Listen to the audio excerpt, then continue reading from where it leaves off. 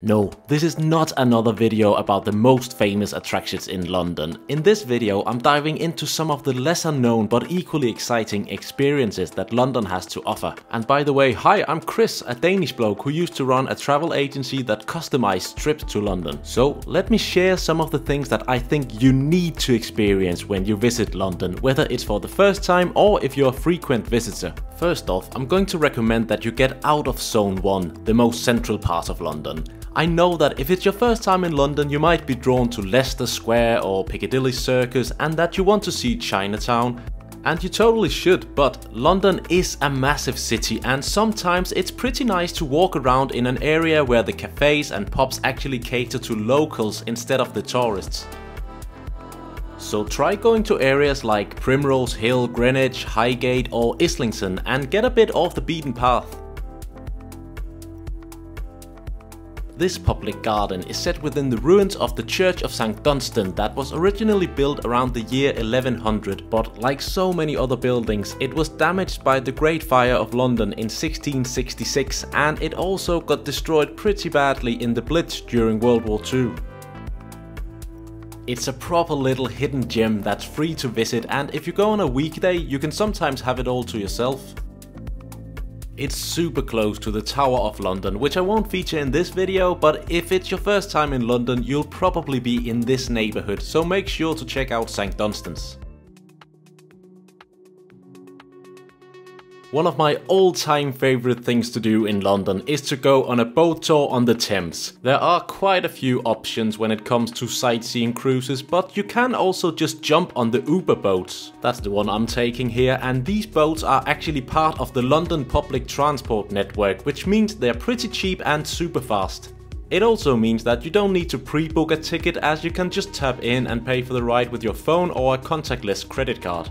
The downside of taking these boats is that there's not really any information about the sites that you pass, so if you want that, you need to book onto one of the proper sightseeing cruises. No matter what boat company you'll be on, there are multiple stops in central London, for example right by the London Eye, and you can take the boat over to the Tower of London or all the way out to Greenwich if you want to experience a different side of London. And now I think it's time for some food and drink. Let's start with the most British thing there ever was, going to the pub for a pint. I really think you need to do this in London, but my controversial opinion is that there are actually quite a lot of pretty bad pubs, especially in central London. These places know that they'll get business from loads of tourists, so they don't even bother creating a nice environment. So here are some of the pubs in London that I love and always try and visit when I'm in town. And now it's time for some food. Let's start by attending church just off Oxford Street in central London. Mercato Mayfair is housed in the restored St. Mark's Church and it hosts different food stalls and even restaurants with food from all over the world. I filmed this on a Saturday evening, so it was quite busy, but they are also open for lunch. So if you want to beat the crowds, then I think coming here for lunch is the way to go. Another excellent place to go if you're a foodie is the historic Borough Market. It's one of the oldest and, in my opinion, best food markets in London, and it's literally been around for almost 1,000 years, but I feel like it's getting more and more popular. So if you can, I would get here on a weekday when there aren't as many people. You can grab lunch from one of the many stalls, try some British cheese, or you can get these extremely overpriced strawberries if you want to see what the TikTok fuss is all about.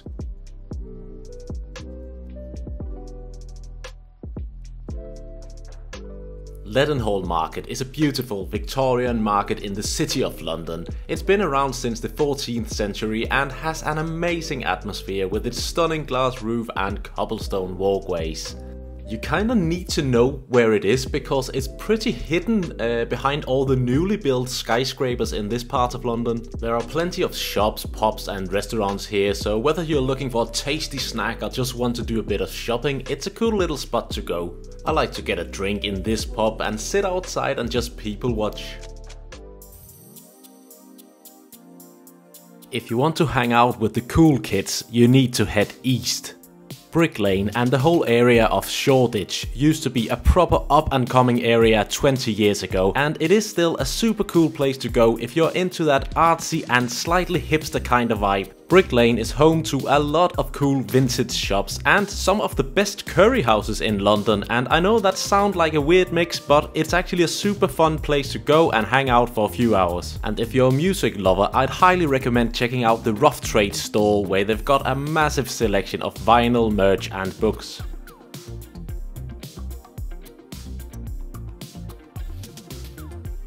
Camden Town is another place you must visit if you're into music and especially alternative rock and roll. So head up to Camden Market, where you'll find hundreds of stalls selling vintage clothes, band merch and all kinds of bits and bobs. Now, Camden Market is a bit touristy, but I just remember coming here when I was a teenager and just spending hours walking around checking out all the cool stuff. So if you're a bit of an indie kid, or if you're traveling to London with teenagers, then Camden Market is a must-do.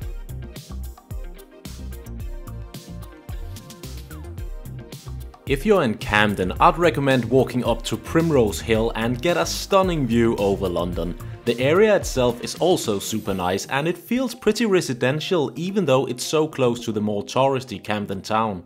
You could also try and get free tickets for the Sky Garden or Horizon 22. These two places are basically free public gardens on the highest floors of skyscrapers, and they're known to have some of the best views of London. The tickets are free but need to be pre-booked, so as soon as you know when you'll be in London, head over to these websites and book a ticket. Don't be afraid to utilize public transport in London. It is super convenient and easy to use. You've got the iconic red buses and an extensive tube network, which is the metro, so don't be afraid to use public transport even if it's your first time in London. You can just tap in with your phone or a contactless card and navigate the city using Google Maps or an app like City Mapper. Alright, so this one is one of those famous things to do in London, but it is worth doing. So I wanted to mention going to the British Museum, because I genuinely think that this is something every visitor to London should at least consider doing. The museum is massive and it's home to an amazing collection of artifacts from all over the world, including probably the most famous one, the Rosetta Stone. Best of all, it's free to enter and you can spend as much time as you want exploring. Just remember that you need to pre-book a time slot on their website. If you like wizards, then you need to get up north to the Harry Potter studios. It is a proper full day tour, but if you're a Harry Potter fan, then I really think you should do this. You can walk through the Great Hall, learn about the special effects and just proper feel like you're on the set of a Harry Potter film. Just make sure you buy tickets well in advance, as they always sell out.